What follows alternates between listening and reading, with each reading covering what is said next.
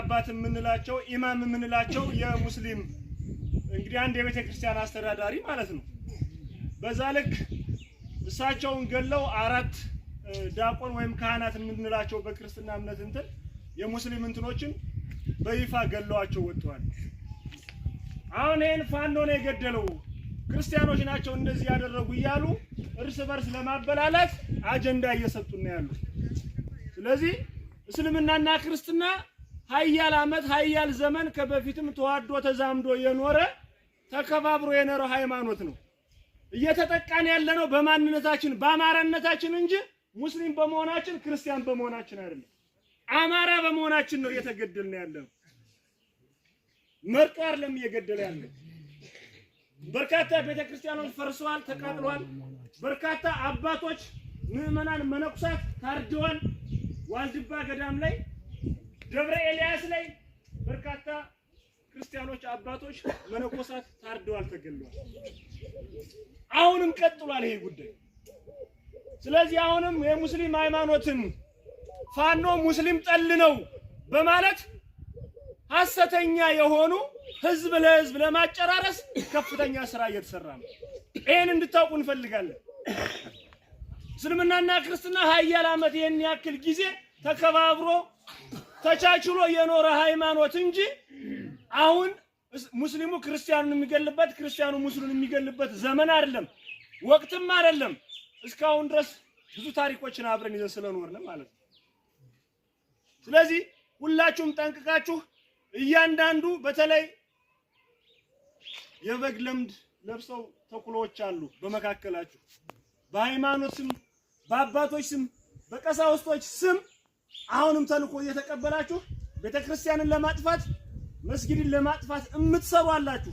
አቅጣጫ የተሰጣችሁ እሱን እኛም እየተከታተልን የራሳችን ስራ ስላለን ማለት ነው። ስለዚህ በዚህ ልክ ሁላችሁም ራሳችሁን መጠበቅ መቻል አለባችሁ። አንድ ተቋም ሆኖ ሊኖር የሚችለው ህዝብ ሲኖር እኮ ነው። ቤተክርስቲያን የሚያስመስላት እኮ ህዝቡ ነው። ህዝብ ከሌለ ምን ትርጉም አለው? ህዝቡ ካለቀ ህዝባችን ካለቀ አማኙ ተከታዩ ካለቀ ባዶ ቤተክርስቲያን ምን ይሰራል? እኛ ስንኖር እኮ ነው ቤተክርስቲያን የምናከብራት። እኛ ስንኖር ነው መጠን የምንሳለመው። እኛ ስንኖር ነው ጾም ጸሎት የምናደርገው፣ ሃይማኖታዊ ስርዓት እንዲከናወን የምናደርገው። ስለዚህ እየጠፋን እየታረርን እየተገደል ለምንድን ነው አባቶች ዝም የምትሉት? ምን እስኪሆን ድረስ ነው የምትጠብቁት? እውነት በዚህ ልክ ነው መማር? እውነት በዚህ ልክ ነው ካህንነት አባትነት? በዚህ ልክ ነው የተሰጣችሁ? የእግዚአብሔርን ቃል የያዛችሁ መስቀል ይዛችሁ እኮ ሰዎች እንድትባርኩ ኃጢአታቸውን እንድንድኑ አይደል የምትሰሩበት እንዴ? እውነት በዛ ልክ እያደረጋችሁ ነው ያላችሁ? አሁን ወንድሞቻችን ንጹሃን ሲታረዱ ሲገደሉ ለምን ብላችሁ ማትቆሙ ማትታገሩ? ምን ያክል አመት ልትኖሩ ነው እናንተ? እስከ መቼ ልትኖሩ ነው?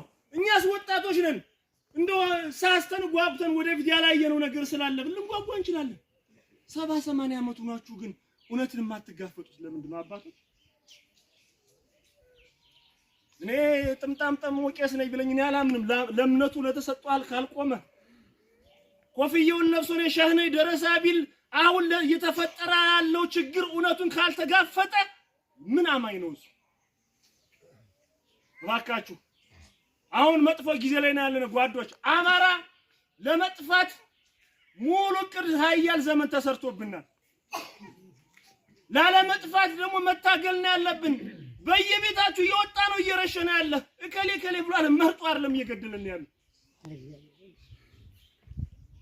ስለዚህ እባካችሁ አባቶች ምዕመናን እባካችሁ የምትችሉትን አድርጉ።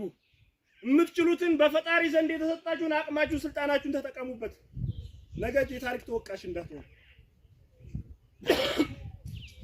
አደራ ነው ማለት የምፈልገው።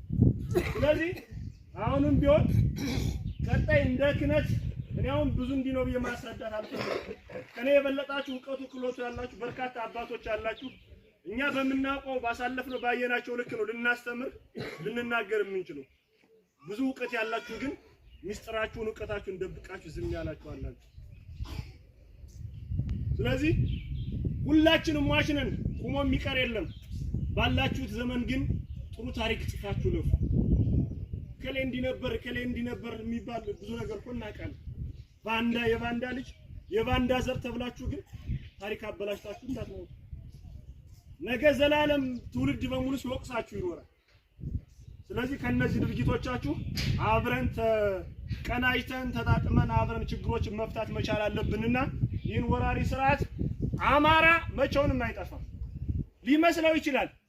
ጎጃምን ቢያጠፋው ወሎ አይጠፋም። ወሎም ቢያጠፋው ጎንደር አይጠፋም። ሸዋ አለ። አማራ የትኛውም ቦታ አለ። የትኛውም ቦታ ሁሉም ግዛት ላይ ተቀመጠ። ስለዚህ እኔ አደራ ማለት